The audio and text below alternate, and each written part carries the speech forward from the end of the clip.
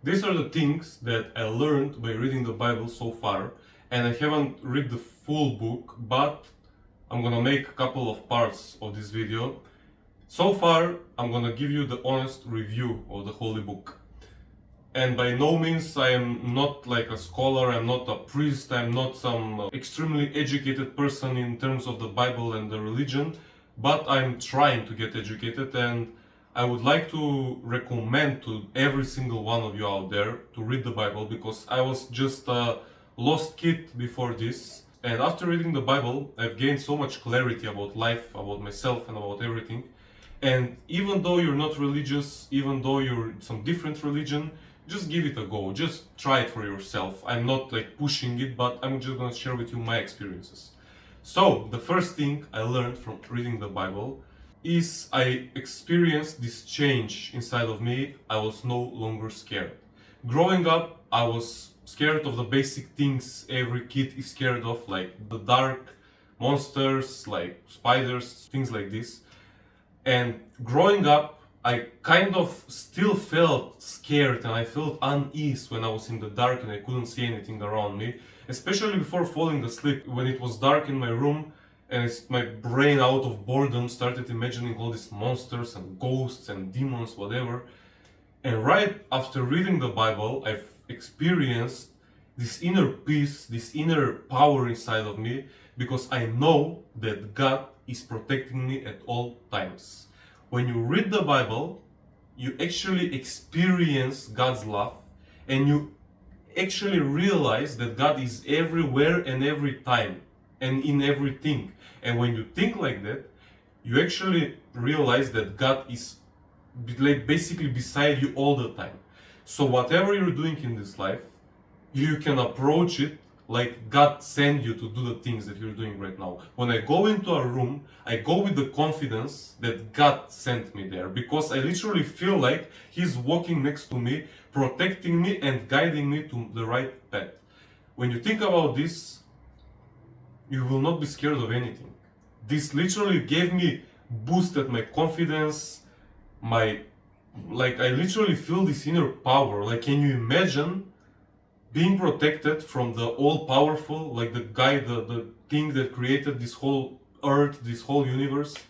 The very smart man once said, you're not protected if you have the best army in the world protecting you. You're not protected if you're hidden in like the best bunker. You're not protected if like the best SWAT team is protecting you. You're protected in this world when you know that God is protecting you, because He is like the all-powerful. When you know that He's protecting you, and you can go in the basically the most dangerous cartel in this world and still feel safe, because you know that the Creator is protecting you. This also ties to the next thing that I wanted to mention. And after reading the Bible, I am no longer scared of death. How can you be scared of death? Because when we die, we live this kind of suffering world, and we go on, we meet the Creator, we go into the heavens, we go and basically go into the eternal life, surrounded with all the blessings, all the riches, all the beauties around us. When you think about it, it's not that scary. When you've read through all the clinical death experiences, all the people who woke up from death said that it was peaceful there. It was like they had no problems, they felt peaceful, they felt light, they felt beautiful. And when they actually came back here, they started feeling miserable. So, I mean, why would you be scared of that? In this world, when you know God and when you trust in God, you cannot be scared of anything. I basically go into everyday life feeling indestructible, feeling like I have superpowers, because I truly believe that God is protecting me. And when you truly believe that, there's nothing in this world that can harm you. Even like the scariest monster that you can imagine, if you even believe in ghosts, demons, whatever it is, the biggest, like the strongest demon that is out there cannot do anything to you, because God is more powerful than him. The next thing I learned from reading the Bible is that you can change your life, the path of your life, but you cannot change like the destiny of your life. Let me put it in perspective. Let's say you go into the cinema and you want to watch a specific movie. You go into the movie and you start watching it, but you don't like the movie. What can you do? You cannot change the movie, right? The movie already exists, it's already there, it was already made and written out, so you cannot change the movie. But what you can do is get out of that room, go into another cinema, watch another movie, right? You didn't like the previous one, now you might like this one. You cannot change what was written for you, but you can change the path that you're walking on. See, God has literally written out paths for us. We have free will basically. We can choose to go this way or this way.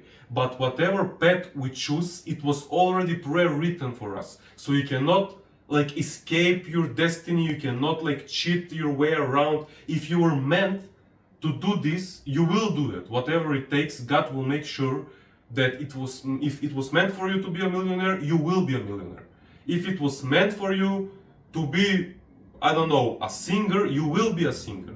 God will give you choices, but you will walk on His path that He has created for you. So, you know, when a father was an alcoholic, he had two sons. One of the sons went out and became an alcoholic like his father.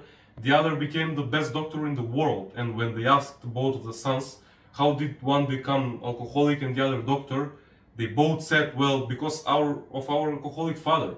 The first one that became alcoholic was like, I'm watching my father and I'm becoming like him. And the second one was like, I'm watching my father and I know what not to do. So like God gives us choices and we can choose what we like, but we're still walking on the written path.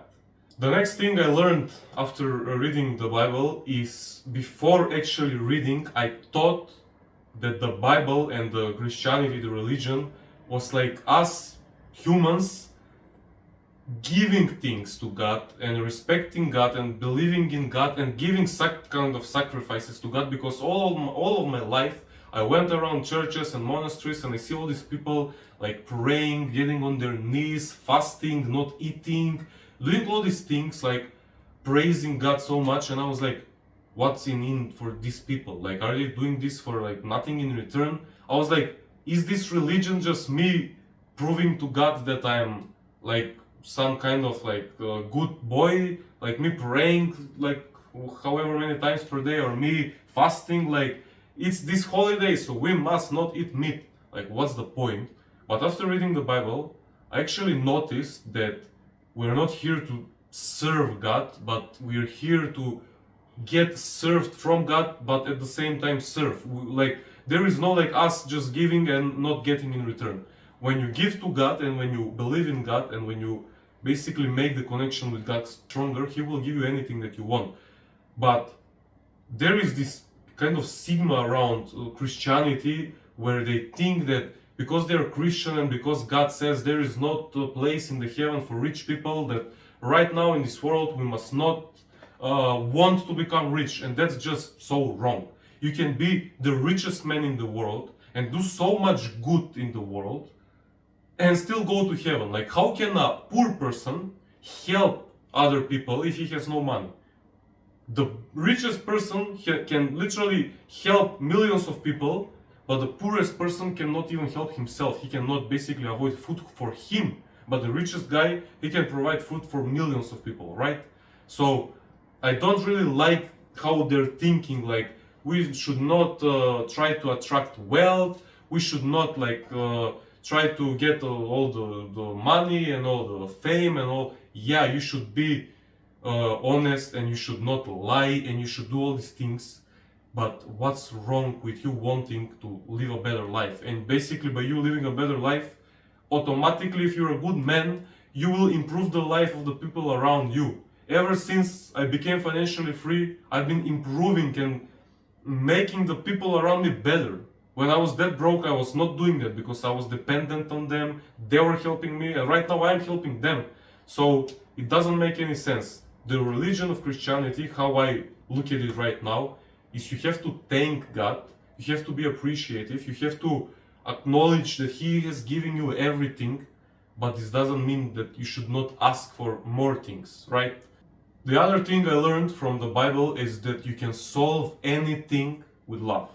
Basically, Jesus came in this world and He created Christianity with love. On the other hand, if you look at Islam, their prophet Muhammad, he was like a warrior. He killed Christians, he killed Jews, he killed random people, he raped women, he had like bunch of women, he married like a 9-year-old. I don't want to insult any Muslim people out there, but that's the truth. On the other side, Jesus Christ came in this world and died for our sins. He died for me, for you, so we can live this life. He died for us. When Jesus went into some people's houses, he basically went and washed their feet. He got himself down on his knees and he started washing other people's feet. So this also ties to the previous point. Like, Christianity is not like you serving to God. God is also here to serve you. And you can basically solve anything with love. Any conflict can be solved with love. I experienced this recently where I had some conflict with my mother. And first of all, I went into the conflict with basically kind of hatred and anger. And I saw that it couldn't be solved. And then when I realized and when I calmed myself down, I was like, this can only be solved with love, like anything in this world. And when I approached the situation with love, it was like the best moment ever. Like, she approached it with love as well. I approached it with love. We solved the problem like this. It was so easy. You can solve anything in this world with love. And in the Bible, you will hear and read a lot of like controversial things, like if someone hits you in this cheek, turn to the other cheek and get hit again. Love your enemy. When you give money to people, don't expect them to give back your money. Like, give and don't expect anything in return, which in today's world is kind of like unimaginable. Like, if someone hits me, I'm gonna hit him back, right? But that's the thing. If you really think about it, what's the point in hitting this guy back? When you start reading the Bible, and when you get deep into the knowledge, when you start understanding what Jesus came here to do, and what's the real truth behind this religion, you will understand that love truly is all there is in the world. Thanks for watching.